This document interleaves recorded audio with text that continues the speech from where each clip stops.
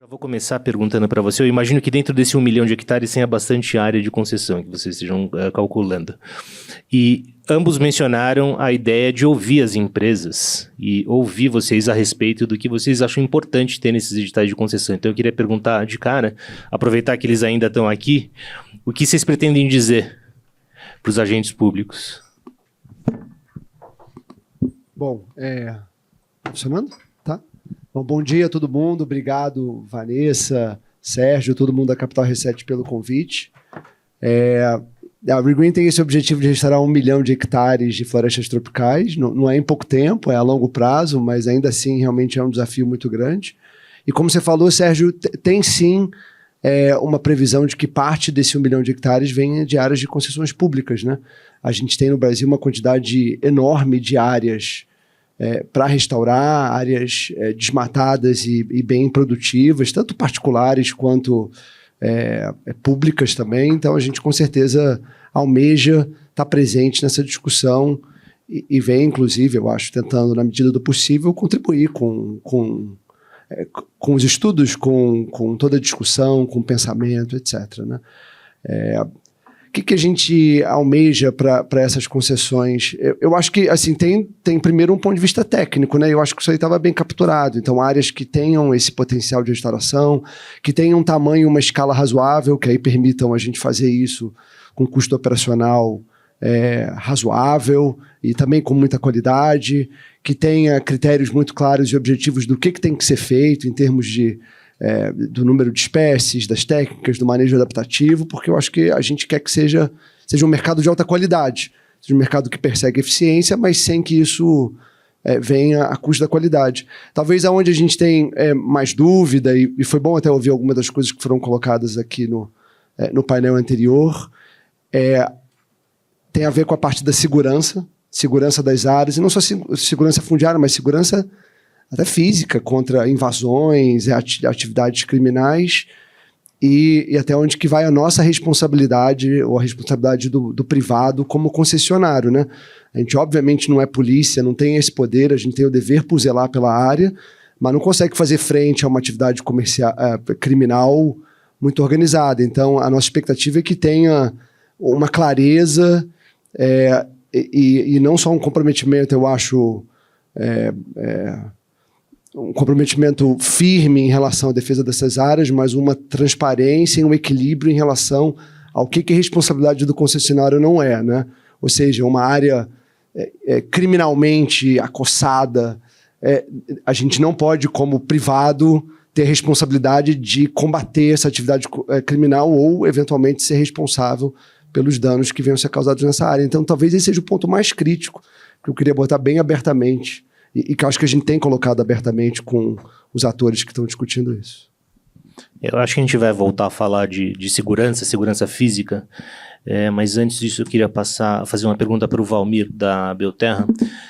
A Belterra tem um modelo, algo que eu deixei de dizer, mas as 3 empresas aqui representadas têm modelos diferentes, né, para lidar com reflorestamento. E a Belterra tem um modelo de agrofloresta.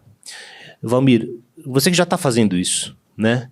Conta um pouco da sua experiência, como funciona e como dá escala a esse modelo, que é um modelo mais complexo do que simplesmente plantar árvore. Sim, Sérgio, obrigado pelo convite. No caso da Belterra, nós adotamos um caminho que eu acho que é um caminho que, na nossa visão, busca equilibrar impacto social com impacto ambiental. Né? A Vanessa havia falado aqui de 70 milhões de hectares de áreas degradadas, terras degradadas no Brasil. Alguns estudos já falam mais de 90 milhões de hectares, então esse é um desafio. Mas, por outro lado, nós temos 5 milhões de pequenos agricultores sem assistência técnica adequada, sem acesso a crédito e sem acesso a mercado, né? Operando com cadeias produtivas mal estruturadas, gerando uma renda ínfima por hectare, né? Então, a gente quer combinar esses 2 desafios. Então, digamos, nosso objeto de trabalho é como repensar o uso da terra, inclusive levando em conta que quase 50% das nossas emissões estão no uso da terra. Então, não trata simplesmente de restauração ecológica, a gente também trabalha com restauração ecológica, mas a gente escolheu o sistema agroflorestal porque é justamente, na nossa visão, esse meio que equilibra impacto social com impacto ambiental e que permite reestruturar cadeias produtivas para um caminho mais regenerativo, né? E, ao mesmo tempo, mitiga riscos desse mercado de carbono, que, na nossa visão, ainda precisa estar com preço mais estabelecido para sustentar seguramente. Claro, eu acho que a gente está num momento hoje muito melhor, como nunca se viu no mercado de carbono. A verdade é que isso viabiliza negócios grandes como estão aparecendo, mas a vantagem de trabalhar com sistemas agroflorestais é que o carbono é relevante, é óbvio que a gente está olhando para carbono, mas a gente mira receita em produto, a gente mira receita, no caso nosso, no cacau, que é o primeiro produto que a gente escolheu, mas a gente está olhando agora óleo de palma, a gente está olhando açaí, a gente está olhando outras cadeias produtivas, portanto a gente tem a oportunidade de combinar diferentes tipos de capital para o investimento. Então, nós temos off-taker participando do investimento, nós temos banco, nós temos fundos de investimento, a gente consegue combinar diferentes arranjos para escalar. O desafio, né, é a operação. Né? Você tem uma operação muito mais complexa do que a restauração ecológica, e essa é a curva de aprendizado que a gente está enfrentando nesses primeiros anos. Portanto, a gente brinca na Belterra, brinca não, fala sério, né, mas a gente está hoje operando um projeto de 10 mil hectares contratados até 25, dentro de um arranjo de 50 mil hectares compromissado com um conjunto de parceiros. Quando a gente fala em volume de hectares, isso é minúsculo, né, para um país que precisa alterar milhões de hectares e tal. Mas a gente brinca que esse é o nosso MVP. Ou seja, a gente está no momento da indústria, da cadeia, do setor, onde você não tem fornecedor para nada. Né? Nos territórios que a gente opera, você não tem fornecedor de máquina adequado, você não tem fornecedor de insumo, você não tem fornecedor de mão de obra adequado, um conjunto de escassez. Então, o nosso desafio nessa primeira jornada é desenvolver essa cadeia de fornecedores para, a partir daí, de 2030, a gente escalar para milhões de hectares. Um negócio como o nosso também só faz sentido se a gente pensar em milhões de hectares. A questão é que hoje, prometer 1 milhão de hectares não é absolutamente nada factível no modelo de SAF. Né? No modelo de restauração ecológica com concessões, certamente né? Mas em modelo de SAF tem muito a ser estruturado, a ser desenvolvido em termos de rede de fornecedores, redes de parceiros locais, e é essa trajetória que a gente imagina construir até 30, criar capacidade de operação e desenvolver sistemas de gestão, estruturação de capital e acesso ao mercado, e de 30 à frente a gente escalar com parceiros numa plataforma que combine investimento, acesso ao mercado e inteligência de design de SAF. Né? Só para ter uma ideia, desses 10 mil hectares que vocês estão fazendo hoje, a gente está falando de quantas propriedades? A gente ainda está em regime de contratação e a gente combina diferentes perfis de agricultores. Então, a gente tem desde agricultor grande para SAF, né? Então, vamos esquecer aqui o grande do Mato Grosso. Né? Quando a gente fala grande no Mato Grosso, no oeste da Bahia, a gente está falando de 100 mil hectares, 50 mil hectares, uma propriedade. Quando a gente fala em sistemas agroflorestais de cacau, 200 hectares é grande, 300 hectares é muito grande. Né? 95% dos produtores de cacau do Brasil têm menos que 25 hectares de área plantada. Então, no nosso caso, a gente tem esses grandes proprietários de 200, 300 hectares de área plantada, um grande número de proprietários intermediários de 30, 40 hectares, e temos um projeto específico para produtores pequenos, mas com alta concentração. Então, a gente está falando de assentamentos rurais, áreas comunitárias. Então, nós imaginamos que para chegar nos 10 mil hectares, a nossa meta é em torno de 1.000, 1.200 produtores engajados. Claro, um grande número de pequenos produtores com uma contribuição diária menor e um pequeno número de médios e grandes com uma contribuição diária grande, mas em número de produtores menor. Ótimo. Plínio, a Biofílica Ambipar não está começando a entrar no negócio de reflorestamento, né? O seu negócio principal sempre foi a preservação. Conta um pouco dessa diferença de uma atividade para outra. Essa é a primeira pergunta, e eu já queria emendar com uma outra pergunta, que é um assunto também acho que vai aparecer, tende a aparecer cada vez mais, que é a questão dessa infraestrutura ou da cadeia de fornecimento dessa indústria do reflorestamento, que a gente está falando de uma coisa de tamanho industrial. A gente publicou uma matéria em que você disse que você plantou 4 milhões de árvores, foi isso? 4 milhões de árvores na Mata Atlântica.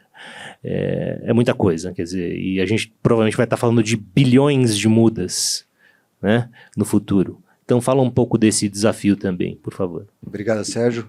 Bom dia a todos e a todas. Só repetindo o que o Raul falou aqui, realmente Vanessa, parabéns, é um momento bem histórico mesmo. A gente, de fato, está no nascedor aí de uma indústria fundamental para o desenvolvimento socioeconômico do Brasil.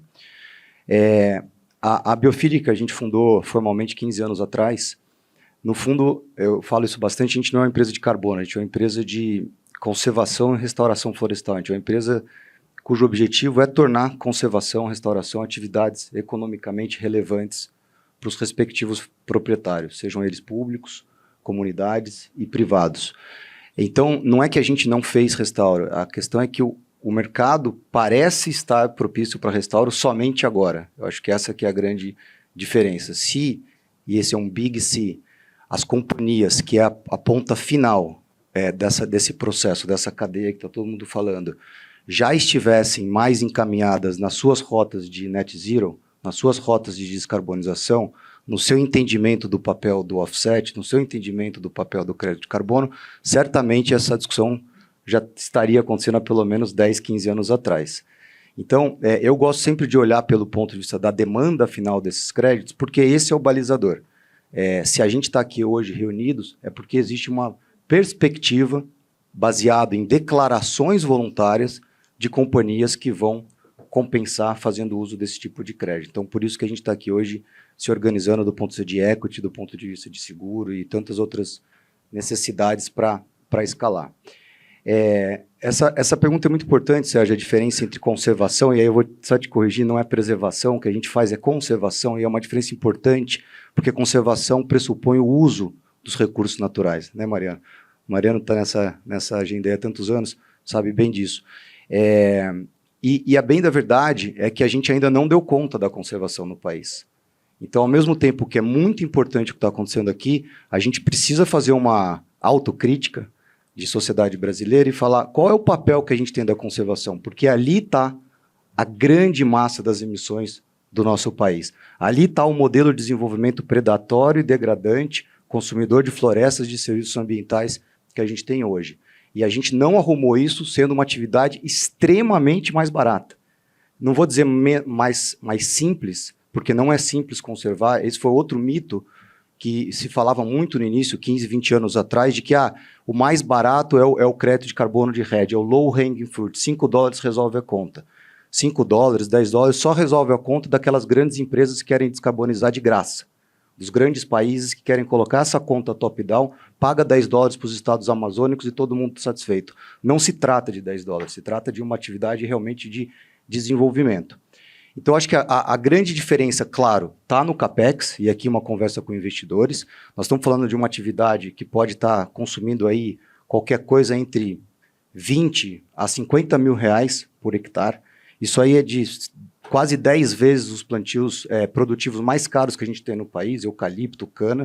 Então, nós estamos falando de algo muito caro de ser colocado, com muita inovação, e que às vezes dá a impressão de que a gente está fazendo pouco caso desse custo, e falando em escalas monumentais, sem também conectar isso às políticas públicas de conservação e restauração que o país já tem. Então, foi muito falado aqui do SNUC. Não faz sentido a gente discutir restauração em concessão se não for dentro de uma lógica de restauração de paisagem, restauração ecológica.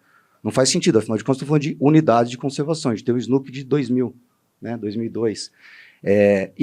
No lado do privado, não faz sentido a gente restaurar sem pensar numa lógica isso na minha opinião, numa lógica que conversa com o Código Florestal, que conversa com o passivo que a gente tem de áreas de preservação permanente, as APPs, que são superiores a 10, 12 milhões de hectares, de déficit enormes de reserva legal.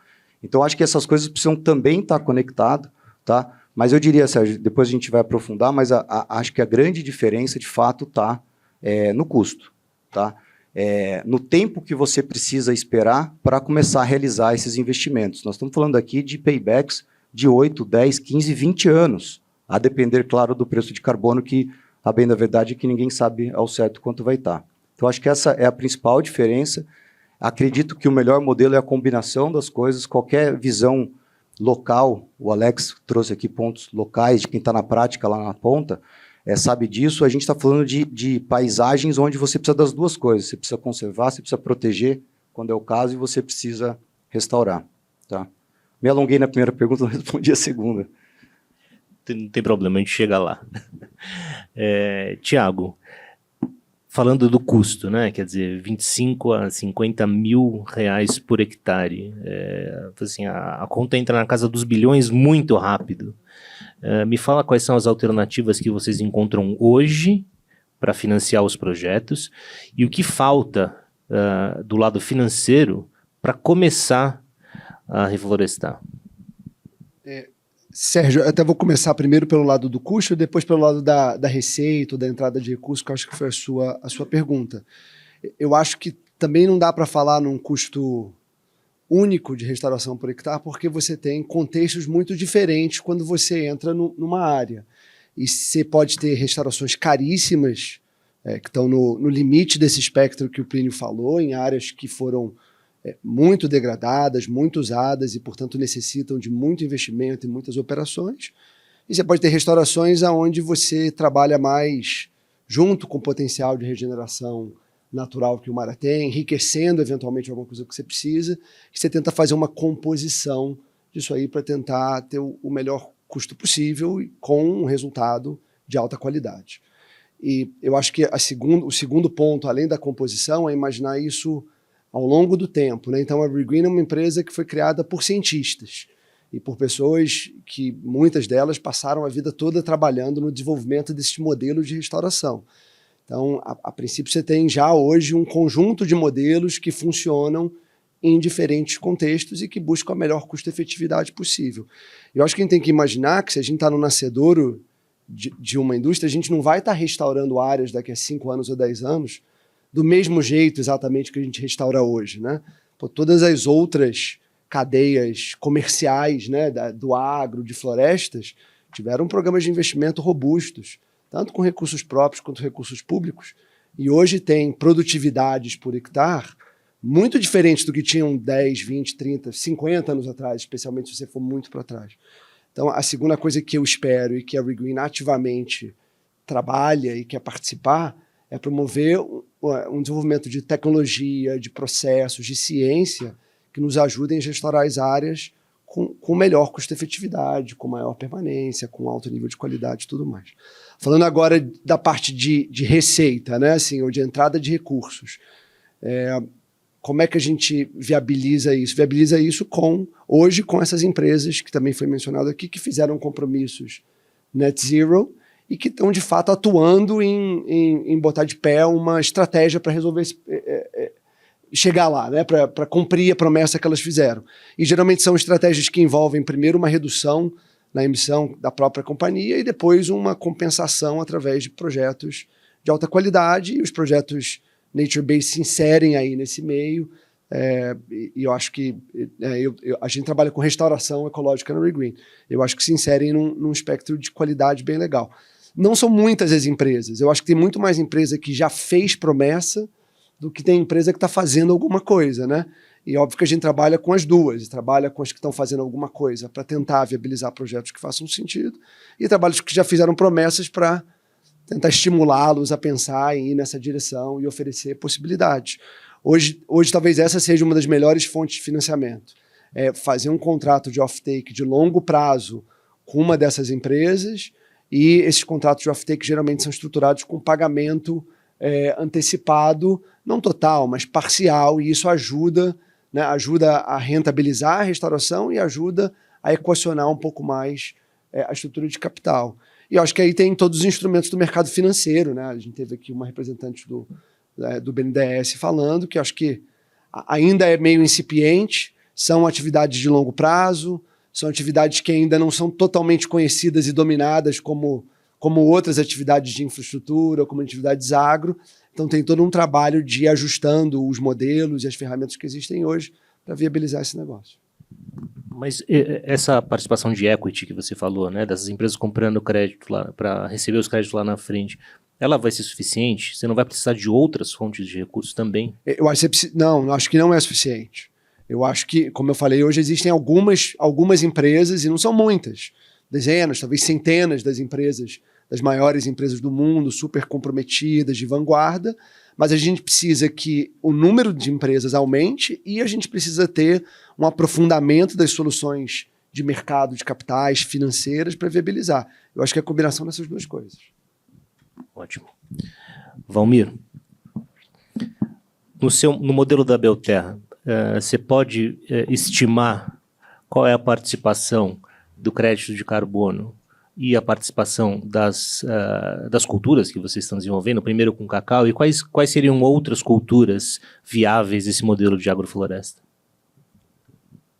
No nosso modelo, a contribuição das culturas é majoritária, né? O carbono ele cumpre um papel importante de destravar os arranjos. Em alguns casos, a gente já tem uma operação que foi toda montada em cima de crédito de carbono. Ele foi utilizado como um redutor do custo do capital e um alongador de prazo, ou seja, tornando o que seria um capital comercial tradicional num capital muito paciente, colocando o carbono na equação. Mas a receita que, no nosso caso, que vai pagar para valer os investimentos é o cacau, é o dendê, é o açaí, é o cupuaçu, é a mandioca, é a banana e companhia. Então, esse é um aspecto. Do ponto de vista de diversidade de culturas, aí é um grande desafio. Então, a gente tem algumas culturas que têm potencial de fazer dezenas de milhares de hectares, algumas outras centenas, uma ou outra 1 milhão de hectares, mas tem pouquíssimas culturas que você poderia hoje fazer, dessas que a gente está falando, florestais, né? Frutíferas, nativas e tal, que você poderia fazer 10, 20 mil hectares. Então, a gente acha que no cacau dá tranquilamente para fazer 100, 200, 300 mil hectares de cacau sem nenhum grande problema. Na palma, a gente poderia fazer 1 milhão de hectares, isso de longe afetaria o mercado global, porque a gente está falando de entrar no mercado de óleos e etc. Mas açaí, por exemplo, a gente não tem como falar fazer hoje 50 mil hectares de açaí, né? Não comporta o tamanho do mercado para isso. Cupuaçu, 1.000 hectares de cupuaçu, talvez a gente não vai ter para onde vender cupuaçu. Então, esse é um desafio. Então, numa trajetória de crescimento de longo prazo, para pensar em milhões de hectares, mesmo se a gente for pensar na palma, por exemplo, que tem potencial de fazer 500 mil, 1 milhão de hectares, se não for uma monocultura, que a gente quer que não seja uma monocultura, o que eu coloco no meio de 1 milhão de hectares de palma para manter como SAF e que tem mercado? Aí a única coisa que existe hoje a desenvolver é o mercado de madeira. É a possibilidade de você usar espécies madeireiras nativas e tal. Então, eu acho que, em alguma medida, as empresas que estão olhando para a restauração ecológica também estão olhando o potencial de uso de silvicultura. Eu acho que essa é uma agenda pré-competitiva que a gente precisaria se unir, porque a gente só vai fazer milhões de hectares no Brasil de áreas restauradas, seja com restauração ecológica, com potencial de uso econômico, ou com restauração de SAFs ou qualquer outro sistema, se a gente tiver uma cadeia de espécies nativas, madeireiras, mas também não madeireiras. A gente está falando de várias espécies dessas que são oleaginosas, que têm sementes, que têm fibras e outros produtos potencialmente extraídos. Então, e por isso que eu digo que a gente montou uma jornada de 50 mil hectares até 2030, que nessa jornada a gente está olhando principalmente para cacau, sem nenhuma grande preocupação em termos de mercado. Temos um parceiro comprador, inclusive, já, Cargill, nos provocando a fazer mais que isso, a gente que tem trabalhado mais lentamente. No arranjo com o Fundo Vale, que é o principal financiador e investidor da Belterra, a meta do Fundo Vale é apoiar a restauração de 100 mil hectares. A gente está querendo disputar só 40% dessa meta lá. Tem vários outros parceiros que, inclusive, estão aqui que vão contribuir com essa meta. Então, eu acho que o grande desafio, nesse momento em que a gente está, tanto de restauração ecológica quanto de sistemas agroflorestais, a gente tem, sei lá, os próximos 10 anos de desenvolvimento dessa cadeia de serviços, de provedores, de muda, de tecnologia, de gestão a desenvolver. Então, a gente resolveu optar por um caminho mais seguro, começando por cadeias que têm alta demanda, tem demanda por um produto específico, não é qualquer cacau que a gente quer produzir um cacau livre de desmatamento, livre de trabalho infantil, livre de trabalho degradante, rastreável, com alta qualidade de amêndoa e tal, e com alto impacto socioambiental. Então, a gente está falando de um outro produto, que não um cacau simplesmente commodity e tal, né? Então, a mesma coisa para o óleo de palma e outras cadeias que a gente espera desenvolver. Então, agora, nesses próximos 10 anos, a gente tem que desacoplar desses produtos para olhar para milhões de hectares e pensar quais são as outras cadeias e outros produtos capazes de permitir o Brasil restaurar os 15, 20 milhões de hectares que a gente precisa restaurar, né? Ótimo. Plínio, vocês da Biofílica Ambipar, trabalham também com a Rio Terra, do Alex, que está ali na ponta da mesa, que foi vítima, eles começaram um projeto de reflorestamento há 2 anos e houve um incêndio, né? E tudo aponta para um incêndio criminoso. Você também trabalha com Red Plus, né? Lá na Amazônia, que é literalmente um trabalho de segurança. Me fala o componente de segurança, qual que é o desafio de manter a segurança nessas áreas remotas do país e que podem ter um impacto de custo enorme, tanto no desenvolvimento do projeto, quanto numa perda do seu ativo se tudo pegar fogo. Realmente o Thiago já trouxe segurança na primeira fala, né? Esse é o ponto-chave. Eu só vou começar te respondendo, voltando. o restauro, quando dá certo, no final do dia vira um projeto de rede. Acho que isso é uma coisa importante da gente entender. Quando dá certo, quer dizer, quando as florestas de fato cresceram, você passa a ter não mais um projeto de restauro, mas um projeto de conservação florestal. Porque não adianta nada, né, Tiago?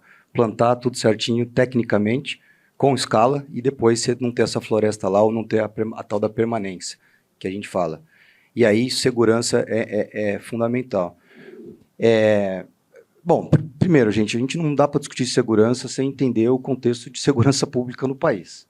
Né? A gente não está em Marte, a gente está no Brasil, num país que, infelizmente, a gente tem vários dados, principalmente do pessoal do Igarapé, Instituto Igarapé, mostrando isso, que a gente teve um aumento de criminalidade organizada, né, muito forte nos últimos anos no país, lá na região norte. Estou vendo lá no final da sala lá o Roberto Vac, que foi o primeiro concessionário, né, Roberto? Logo após a Lei de Florestas Públicas, lá em 2006, a AMATA, e exatamente na região de atuação ali do Alex, da Rio Terra, em Rondônia, e, né, Roberto, isso é público, não funcionou justamente por essa questão, né? As pessoas começaram a invadir e levar o objeto da concessão, que era a madeira em pé. Né? E aí você não tem mais nada. E na hora que você risca um fósforo e queima, você leva embora tudo também. Né? Então, eu acho que essa é, de fato, sim, sem dúvida, Sérgio, a grande questão. Eu acho que a gente precisa, primeiro, encarar bem a realidade que a gente está. Qualquer empreendimento imobiliário no país tem segurança privada, segurança patrimonial. Achar que você vai trabalhar na Amazônia sem segurança patrimonial é melhor ficar aqui na Faria Lima fazendo cafezinho. Lá você vai ter que proteger o teu ativo. Ponto. Não existe isso de, não, eu vou ficar só na lab aqui, fazendo post e torcendo para dar tudo certo. Não vai dar certo. E na medida que você, na Amazônia ainda, infelizmente, você se desenvolve, você começa a dar certo, você também atrai a atenção, né, de grupos que não te almejam ali. Porque as atividades legais, não é que elas competem com as atividades ilegais, elas disputam o território com as atividades ilegais. Então, o que aconteceu ali, Alex, claro que está tendo uma investigação, mas assim, claramente foi criminoso, a gente não tem nenhuma dúvida disso, e são pessoas que não desejam esse tipo de desenvolvimento ali, porque isso atrapalha o modelo que eles estão interessados. Então, sem uma política de Estado, de segurança, Estado com E maiúsculo, a gente não vai a lugar nenhum. Então, é muito relevante. Agora, quando a gente traz escala para a conservação, mesmo para a restauração, esses custos diminuem. Eu acho que também é outro mito, assim, que custa muito caro. Não é verdade. Eu acho que se você tiver uma boa inteligência do território, um bom diagnóstico de onde você está inserido como área, né? Porque uma coisa é olhar lá no mapa no Google Maps, a outra é você ter uma inserção local, ao longo do perímetro, nas relações, nos municípios, nas associações. Isso é difícil, tá? Não é que a gente consegue fazer isso o tempo todo em todas as áreas. Isso é uma coisa complexa, logisticamente falando, culturalmente falando. Mas na medida que você entende bem e aplica inteligência, hoje com o desenvolvimento de tecnologias de monitoramento, satélite, etc., você consegue sim, com a escala, diminuir bastante esse custo. Agora, o que realmente diminui o custo é o que foi falado aqui também no primeiro painel, é o relacionamento com a comunidade. E essa eu acho que é a grande vantagem do restauro, nesse sentido até mais do que na conservação, porque o restauro ele é mais empregador do que a conservação. E quando você emprega, gera renda, você naturalmente tira aquele componente, né, de social que é muito inflamado ali, que não é a causa, mas explica muito do que acontece ali na região. Por último, a questão do fogo. Bom, primeiro, vai ficar pior, né, gente? Nós estamos vendo a seca que está lá em cima. Assim, esse ano vai ficar mais difícil controlar fogos, até por conta das próprias mudanças climáticas. Né? E veja o que está acontecendo no Canadá. Eu não gosto de ficar comparando o Brasil com um país desenvolvido, mas o Canadá é muito mais desenvolvido que a gente e eles não dão conta. No incêndio, nesse incêndio que aconteceu agora nesse verão do hemisfério norte, eles 2 bilhões de toneladas de carbono foram para a atmosfera. Pois é, uma emissão brasileira inteira, num incêndio. Então, e nós estamos falando do Canadá, nós estamos falando de um país. A Ambipar, o grupo do qual a gente faz parte hoje, tem operações de segurança ambiental, né, de remediação ambiental, com uso de helicópteros. A gente está atuando, a empresa está atuando, e não consegue combater. Não consegue combater. Então, é muito crítico. Então, nós não somos o Canadá, nós estamos falando de uma floresta tropical, úmida, acho que o risco aqui é menor. Se a gente entrar mais para dentro da floresta, esse risco vai ficando cada vez menor. Outra coisa importante, eu acredito muito numa visão, e a gente aplica isso nos nossos projetos, numa visão de paisagem. Você concentrar todos os esforços de restauração num único lugar, o teu risco é muito maior. Quando você começa a concentrar isso em dezenas de propriedades e outros usos da terra, você começa a ter diferentes atores cuidando ali daquele ativo. E aí, até porque a conversa aqui é sobre financiamento, é seguro, né? Acho que nós vamos falar mais para frente, mas eu tenho batido nessa tecla há alguns anos já, e se as seguradoras, as resseguradoras, os bancos que muitas vezes repassam as apólices de seguro para frente, se o mercado financeiro de capitais não desenvolver uma modalidade de seguro, esquece. Eu não acredito em restauração sem seguro. Seguro para quê? Seguro para cobrir esse risco de permanência, tá? Para, por exemplo, poder financiar ou pagar a conta no caso de, por exemplo, um incêndio por uma causa que não foi, enfim, uma causa maior, ou esse tipo de seguro. Vou fazer uma última pergunta antes da gente abrir para as perguntas da mesa.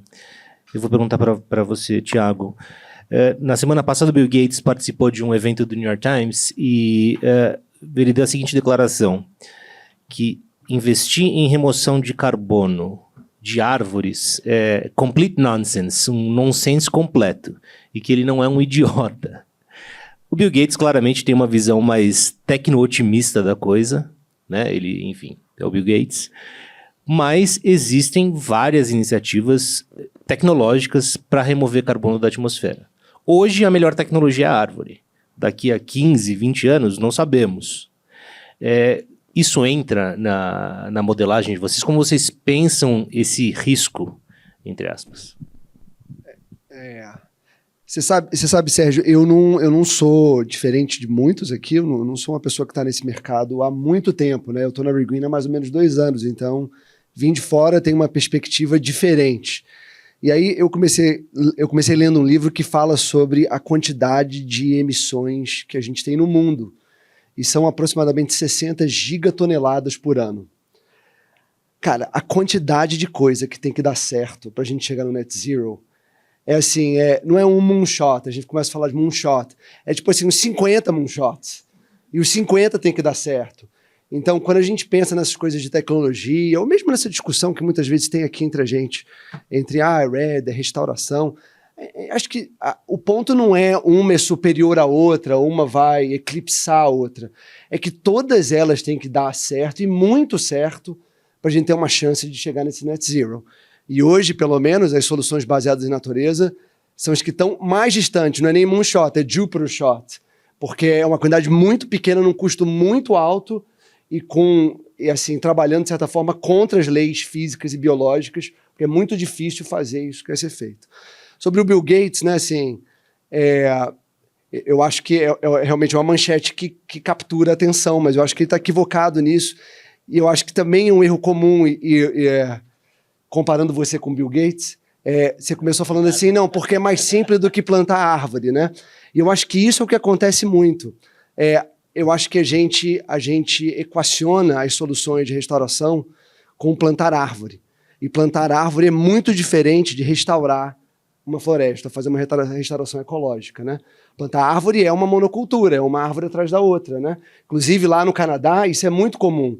As empresas exploram áreas que já primárias, né? Cortam e replantam monoculturas das árvores que são mais produtivas para eles. Então, não estão nem replicando a diversidade que existia antes, que, aliás, é muito menor do que a nossa aqui. Eles estão simplesmente plantando linhas de uma única espécie. E aí vira um paiol aquele negócio, né? Porque são espécies que são muito combustíveis, ainda mais com essas mudanças climáticas e com falta de chuva, etc. O que a gente está fazendo é um pouco diferente. Eu espero que a gente consiga convencer o Bill Gates disso um dia. O que a gente está fazendo é que a gente está restaurando um ecossistema. Então, isso inclui a diversidade certa de árvores, de espécies, algumas mais resistentes a fogo, outras menos. Isso inclui o restabelecimento de processos ecossistêmicos que dão resiliência para a floresta. E não é à toa que na Amazônia tem uma floresta, é porque ao longo de milhões e milhões de anos, o mundo evoluiu na direção de escolher para aquele lugar aquele ecossistema. Porque aquele é o ecossistema mais resiliente que existe. E tem árvore caindo o tempo todo.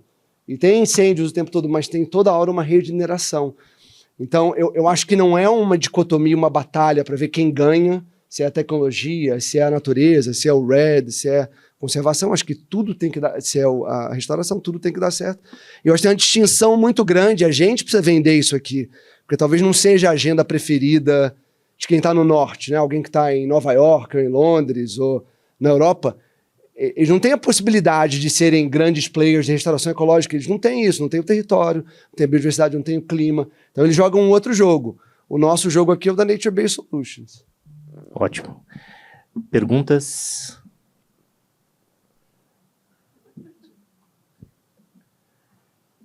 Tem um microfone aqui.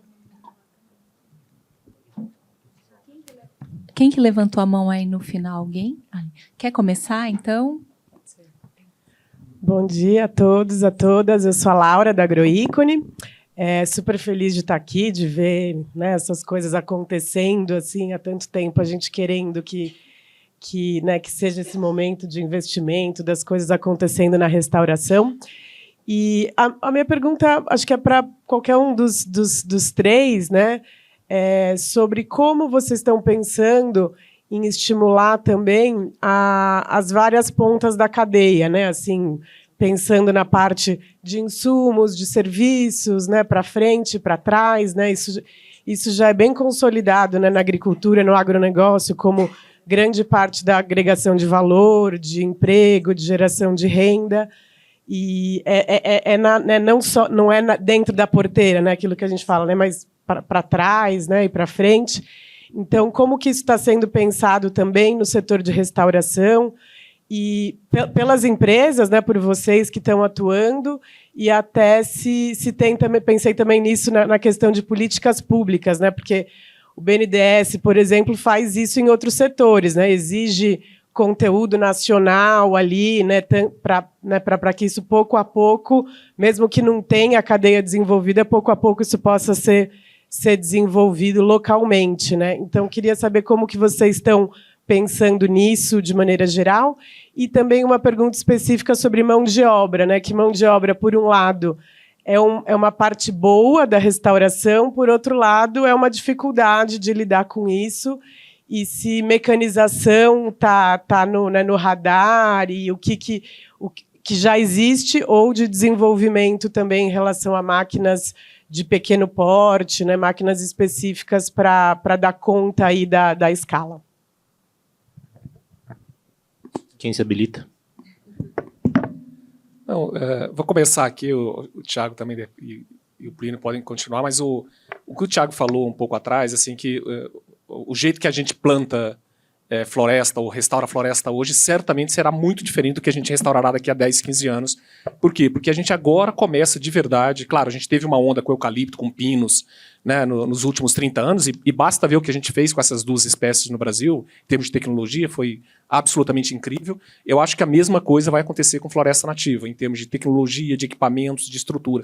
Então, no caso da Belterra, nos últimos 3 anos, e esse ano agora, nós vamos plantar totalmente diferente do jeito que a gente plantou. Cada ano foi de um jeito, né? No ano 1 a gente fez perfuração com motocoveadora, foi infernal você pegar uma propriedade, fazer 200 mil covas ou berços, 1 a 1 com motocoveador. No segundo ano a gente abriu linhas de plantio. Neste ano nós vamos plantar com máquina, adaptando máquina de laranja para plantio, olhando para outras culturas que já têm equipamentos similares, como que a gente traz isso para plantar uma muda florestal, para plantar muda de cacau e tal.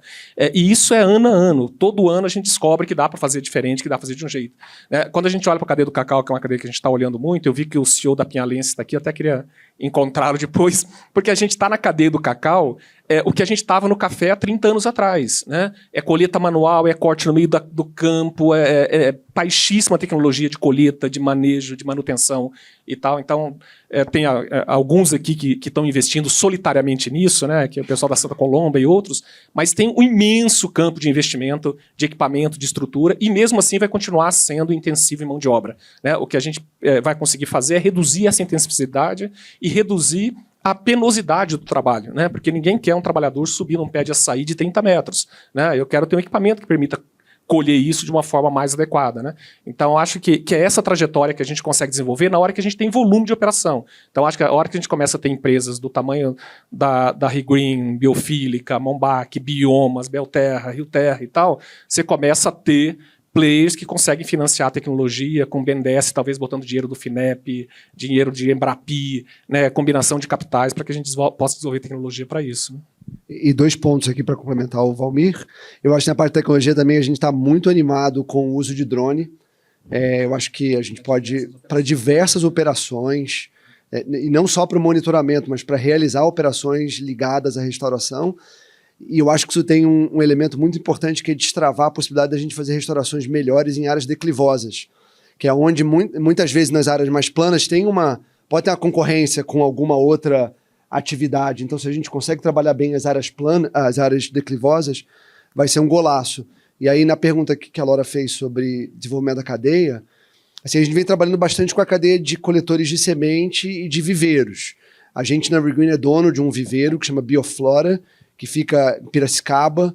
É um viveiro já bem tradicional, mas o papel dele, historicamente, e hoje para a Regreen, nunca foi de ser um grande verticalizador das nossas operações. Ele é um centro de desenvolvimento de técnicas, desenvolvimento de ciência, de padrões de qualidade e de formação de viveiros locais. Então a gente está trabalhando muito com esses viveiros locais, aportando para eles, na medida do possível, conhecimento, técnica, etc., e aportando capital, né? Fazendo contratos de médio prazo, dando uma certa garantia de compra, porque eu vejo que talvez a principal razão pela qual esse setor não se desenvolveu é porque a demanda por mudas tende a ser muito volátil, né? Assim, uma empresa, por alguma razão, tem que restaurar uma área, tem que cumprir um TAC, aí gera-se uma demanda grande, monta-se um viveiro. Terminou aquela restauração, acabou a demanda. E aí fica numa seca de atividade, aí depois volta, e não tem como desenvolver um negócio sério quando a demanda é assim, né? Então a gente está trabalhando muito nisso, tentando dar tecnologia, visibilidade de demanda e adiantando capital. A gente tem mais uma pergunta. Eu não estava prestando atenção, vocês estavam controlando, vocês sabem quem tinha levantado a mão? O Paulo primeiro, depois a gente vai ter espaço só para mais uma pergunta, mas logo depois, mas não imediatamente depois, a gente vai ter o café. Mas quando acabar aqui, não se levantem, que a gente vai ter mais uma fala, e depois vocês podem se encontrar lá no café. Por favor, a pergunta. Bom dia a todos. Meu nome é Olavo, da TNC. Minha pergunta é um pouco no que o Plínio falou sobre a demanda dos créditos de carbono. Eu queria entender um pouco de como vocês veem a perspectiva do mercado interno, já que o preço do crédito de carbono é bastante lastreado, né, no dólar, enfim, e a projeção é de crescimento, né, desse preço unitário. Vocês veem uma dificuldade nesse sentido de demanda do mercado interno? Deixa eu pegar aqui que talvez eu seja o que está há mais tempo vendendo crédito de carbono.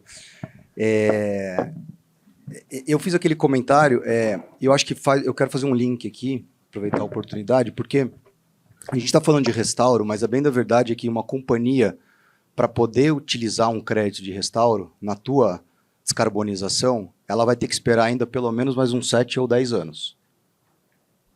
Então não tem nenhuma companhia que vai usar crédito de carbono de restauro nos próximos 10 anos em escala.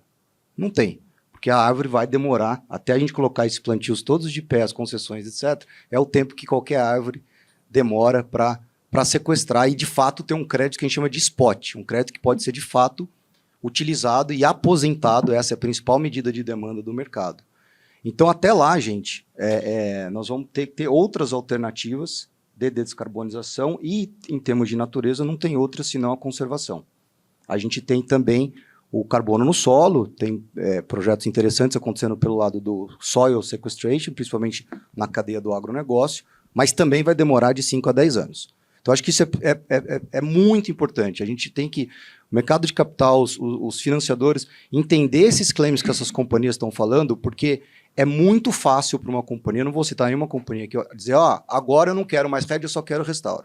Isso é sinônimo de dizer, agora eu não vou fazer nada, e daqui a 10 anos eu faço alguma coisa. Isso é sinônimo, tá? Uma companhia que sai totalmente de um mercado para entrar no outro. A gente faz parte do Ecosystem Marketplace, inclusive agora em outubro, depois eu posso Vanessa, pegar a data certinho, vai ser lançado um estudo do qual a gente já teve acesso, mas as companhias que já fazem uso de offsets, de crédito de carbono, elas estão 10 vezes na frente do ponto de vista de investimento em descarbonização das companhias que não fazem, e elas têm ambições de 2 a 3 vezes maior, inclusive de escopo 3, em redução de carbono. E elas já internalizaram esse preço de carbono. Então, a gente tem que ser muito cuidadoso. O papel das ONGs, eu acho que vocês, TNC, CI, tem um papel muito forte também de ser um regulador dessas companhias. A Europa está indo um pouco mais longe, até fazendo lei para anti-greenwashing. Isso é muito importante porque a gente não pode cair na armadilha de cair num greenwashing de companhia que fala, resolvi meu problema climático, eu vou plantar floresta. Porque, como eu disse, vai demorar muito tempo para esses créditos, de fato, terem o valor intrínseco do qual a gente está buscando. Tá? Em termos de preço, bom, eu sou suspeito para falar, mas eu vejo com otimismo a curva de preço. Não dá para pagar a conta da descarbonização com 5, 10, 15, 20 dólares. E na medida que, sim, as tecnologias de sequestro por tecnologia vão cair de preço. Hoje a gente está vendo transações na faixa de 150 a 200 dólares, dependendo da tecnologia. Isso vai cair, mas não vai cair para 80, para 70. Vai convergir em algum número que, na minha opinião, olhando nos próximos 20 anos, está mais perto dos 50 dólares do que dos 30, que é mais ou menos o que hoje está sendo praticado em projetos de qualidade. E nesses patamares de preço, a gente tem um incentivo mais do que suficiente para plantar floresta em escala aqui no Brasil. Legal. Obrigado, Tiago. Obrigado, Valmir. Obrigado, Plínio.